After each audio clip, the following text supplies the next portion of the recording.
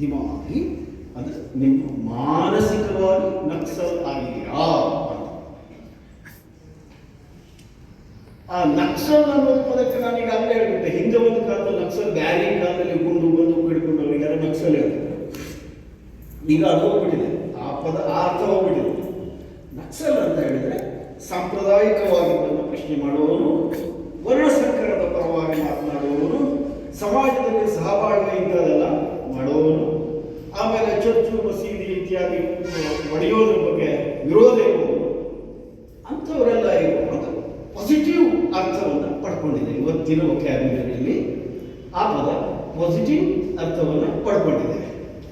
ಇಷ್ಟು ಪಾಸಿಟಿವ್ ಆದ ಪದವನ್ನು ಕೇವಲ ಪೇಟೆಯವರಿಗೆ ಹಿಡಿದಿಲ್ಲ ಅನ್ನೋದಕ್ಕಾಗಿ ನಮ್ಮ ಮಾನ್ಯ ಪ್ರಧಾನಮಂತ್ರಿಗಳು ಸಾರ್ವತ್ರಿಕ ಅನ್ವಯವಾಗಬಹುದಾದ ಪದಪ್ರಯೋಗವಾಗಿ ಕೊಟ್ಟಿದ್ದಾರೆ. ಹಾಗೆ ನೋಡಿದರೆ ಮಸ್ತಿಯವರ ಕವನಗಳು ಮಾನಸಿಕವಾಗಿ ಈ ಬಗ್ಗೆ ಅವು ಒಂದು ಪ್ರತಿಭಟನೆಯನ್ನು ದಾಖಲಿಸುವುದಕ್ಕೆ ಸಾಧ್ಯ ಇರುವಂಥವು ಮತ್ತು ಆ ಸಾಮರ್ಥ್ಯವನ್ನು ಹೊಂದಿದಂಥವು. ಹಾಗಾಗಿ ಈ ಕಾರಣಕ್ಕಾಗಿ ಮಾಸ್ತಿಯವರನ್ನು ನಾನು ಅತ್ಯಂತ ಹೃತ್ಪೂರ್ವಕವಾಗಿ ಅಭಿನಂದಿಸ್ತೀನಿ. ಮತ್ತು ತಡ ಆಯಿತು ಅಂತ ಹೇಳಿ ನಿಜ ತಡ ಆಗಲಿಲ್ಲ, ಇನ್ನೂ ತಡ ಆಗುತ್ತೆ, 1 ತಿಂಗಳು ತಡ ಆಗುತ್ತೆ. ಆಗಸ್ಟ್ 15 ದಾಟಬೇಕಾಗಿತ್ತು.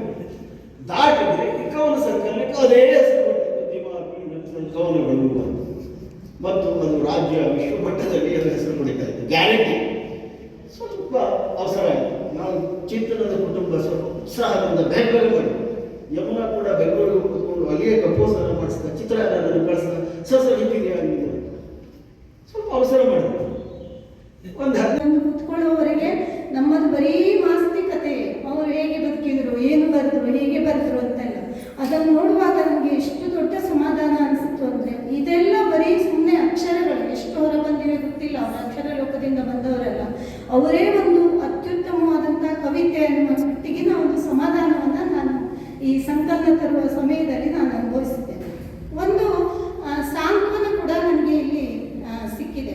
ಏನಂದರೆ ಯಾವಾಗಲೂ ಇದು ನನಗೆ ಮಾತ್ರ ಅನ್ನಿಸ್ತದೆ ಅಥವಾ ಬೇರೆಯವರಿಗೂ ಗೊತ್ತಿಲ್ಲ, ಏನೋ ಒಂದು ನೋವಿನ ಘಟನೆ ಆಗುತ್ತೆ. ಆಗ ನಾವು ಏನು ಮಾಡ್ತೇವೆ, ರಾತ್ರಿ ನಿದ್ದೆ ಬರಲ್ಲ, ಆಗ ಕೂತ್ಕೊಂಡು ಒಂದು ಕವನವನ್ನು, ಲೇಖನವನ್ನು, ಕಥೆಯನ್ನು ಬರಿತೇವೆ. ಮೊದಲು ಅದು ನಮಗೆ ತುಂಬ ಥ್ರಿಲ್ ಅಂತ ಅನಿಸುತ್ತೆ. ಅದು ಪ್ರಕಟ ಆದಾಗ ಬರುವ ಪ್ರತಿಕ್ರಿಯೆಗಳು ನಮಗೆ ಬಹಳ ಖುಷಿ ಕೊಡುತ್ತೆ. ಆದರೆ ಅದಾದಮೇಲೆ ನಮ್ಗೆ ಏನು ಅನ್ನಿಸ್ಲಿಕ್ಕೆ ಸ್ಟಾರ್ಟ್ ಆಗುತ್ತೆ, ನನಗೆ ವೈಯಕ್ತಿಕವಾಗಿ ಎಲ್ರಿಗೂ ಅನ್ನಿಸ್ಬೋದು, ಏನು ಅನ್ನಿಸ್ಲಿಕ್ಕೆ ಶುರುವಾಗುತ್ತೆ ಅಂದರೆ, ನಾನು ಆ ಘಟನೆಯ ಪರಿಣಾಮದಿಂದ ತಪ್ಪಿಸಿಕೊಳ್ಳುವ ಸಲುವಾಗಿ ನನ್ನ ಸ್ವಾರ್ಥಕ್ಕಾಗಿ ನಾನೇನು ಬರಿತಾ ಇದ್ದೇನೇನೋ, ಇದರಲ್ಲಿ ಈ ಕವಿತ್ವ ಅಥವಾ ಸಾಹಿತ್ಯ ರಚನೆ ಅನ್ನೋದು ಎಸ್ಕೇಪಿಸಮ್ ಆಗಿದ್ರೆ ಎನ್ನುವ ಕ್ವಶನನ್ನು ಅದು ಹುಟ್ಟು ಹಾಕ್ತದೆ. ಪ್ರತಿಯೊಬ್ಬರಲ್ಲೂ ಹಾಕ್ಬೋದು ಮತ್ತು ಅದು ನಮ್ಮ ಮುಂದಿನ ನಡೆಗಳ ಮೇಲೆ ಕೂಡ ಪರಿಣಾಮವನ್ನು ಬೀರಿದ್ರೆ ಮಾತ್ರ ಅದು ಸಾರ್ಥಕ ಅಂತ ಅನಿಸ್ತದೆ. ಕಾವ್ಯ ಇದೆಯಲ್ಲ, ಜನಪದ ಕಾವ್ಯ ವರ್ಣ ಸಂಕರವನ್ನ ಅದು ಒಪ್ಪಿಕೊಳ್ಳುತ್ತದೆ. ವರ್ಣ ಸಂಕರ ಅಂದರೆ ಎಲ್ಲ ಮನುಷ್ಯರು, ಇದು ವರ್ಣ ಸಂಕರ ಅಂದರೆ ಮನುಷ್ಯರೆಲ್ಲ ಒಂದಾಗಿರಬೇಕು ಅನ್ನೋದೇ ಅದರ ಆಶಯವಾಗಿರ್ತದೆ. ಆ ಜಾನಪದ ಕಾವ್ಯ ಹೇಗಿದೆ ನೋಡಿ, ಒಬ್ಬಳು ಹೆಣ್ಮಗಳು ಅಥವಾ ತಾಯಿ ತಿರುಪತಿಯ ಯಾತ್ರೆ ಮಾಡಿದ್ದಾರೆ, ದೇವರ ದರ್ಶನವನ್ನ ಮಾಡಿದ್ದಾಳೆ, ಭಕ್ತಿಯನ್ನು ತುಂಬಿಕೊಂಡು ಅಲ್ಲಿ ಸುತ್ತಮುತ್ತಲು ಕಣ್ಣಾಡಿಸಿದಾಳೆ, ಎಲ್ಲ ಕಡೆಗೂ ಜನಸಮೂಹ. ಅವಳು ಹೇಳ್ತಾಳೆ, ಕರಿಯವರು ನನ್ನವರ, ಬಿಳಿಯವರು ನನ್ನವರ, ಹರಿದಾಸರು ನನ್ನ ಬಳಿಯವರ, ಹರಿದಾಸರು ನನ್ನ ಬಳಿಯವರ, ತಿರುಪತಿಯ ಗಿರಿ ಮೇಲೆ ನನ್ನ ಬಳಗ. ಎಂಥ ಹೃದಯ ನೋಡಿ, ಎಲ್ಲವರು ನನ್ನವರು ಅಂತ ತಿಳಿದುಕೊಳ್ಳುವಂಥದ್ದು ಇದೆಯಲ್ಲ, ಇದಕ್ಕಿಂತ ದೊಡ್ಡ ಮಾನವತೆ, ಮನುಷ್ಯತ್ವದ ದೊಡ್ಡ ಗುಣ ಬೇರೆ ಇದೆಯಾ? ನಮ್ಮ ಆದಿಕವಿ ಪಂಪ ಅವನು ಘಂಟಾಘೋಷವಾಗಿ ಹೇಳಿದ, ಏನು ಮನುಷ್ಯ ಜಾತಿ ತಾವು ಒಂದೇ ಒಲಂ ಅಂತ ಹೇಳಿಕೊಂಡು. ನಮಗೆ ಅದೇ ಕನ್ನಡ ಕಾವ್ಯ ಪರಂಪರೆಯ ಆರಂಭವೇ ನಮಗೆ ಇದನ್ನು ವರ್ಣಸಂಕರವನ್ನೇ ಹೇಳ್ತದೆ. ಕೊನೆಯಲ್ಲಿ ಆತ ಕರ್ಣನ ಬಾಯಿಂದಲೂ ಕೂಡ ಹೇಳಿಸಿದ, ಕುಲಂ ಕುಲಮಲ್ತು ಛಲಂ ಕುಲ. 15 ವರ್ಷಗಳ ಹಿಂದೆ ಗೆಳೆಯ ವಿಠಲ್ ಭಂಡಾರಿಯವರು ನನ್ನಲ್ಲಿ ಬಂದು ಪುಸ್ತಕ ಪ್ರಕಟಣೆ ಕುರಿತು ಪ್ರಸ್ತಾಪ ಮಾಡಿದರು. ಆವತ್ತಿನಿಂದ ಅವರಿರುವವರೆಗೂ ನನ್ನನ್ನು ಒತ್ತಾಯಿಸ್ತಲೇ ಇತ್ತು. ಆದರೆ ನನ್ನ ದಿನನಿತ್ಯದ ವೃತ್ತಿ ಬದುಕಿನ ಜಂಜಾಟ ಹಾಗೂ ಸಮಯದ ಅಭಾವದಿಂದಾಗಿ ಅದು ನನ್ನಿಂದ ಆಗಲೇ ಕೊನೆಗೂ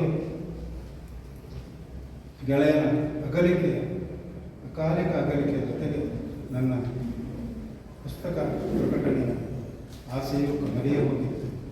ಆನಂತರ ನನ್ನ ಪುಸ್ತಕ ಪ್ರಕಟಣೆಯ ಭಾರವನ್ನು ಹೆಗಲಿಗೇರಿಸಿಕೊಂಡು ಮುಂದುವರಿಸಿದವರು ನನ್ನ ಗೆಳೆಯರಾದ ಡಾಕ್ಟರ್ ಸಿಪಾಲ್ ಭಟ್ ಹಾಗೂ ಅನಂತನಾಯಕರು. ಅವರು ಎಲ್ಲ ಚಿಂತನದ ಗೆಳೆಯರ ಸಹಕಾರದಿಂದ ಮತ್ತು ನನ್ನ ಇನ್ನೊಬ್ಬ ಗುರುವಿನಂತಿದ್ದ ಡಾಕ್ಟರ್ ಆರ್ ಐ ಭಂಡಾರಿಯವರ ನೆನಪಿನಲ್ಲಿಯೂ ಅವರೇ ಕಟ್ಟಿ ಬೆಳೆಸಿದಂಥ ಬಂಡಾಯ ಪ್ರಕಾಶನದ ಮೂಲಕ ನನ್ನ ಪುಸ್ತಕವನ್ನು ಹೊರತರುವುದು ಎಲ್ಲ ದೃಷ್ಟಿಯಿಂದಲೂ ಉಚಿತ ಅಂತ ಭಾವಿಸಿ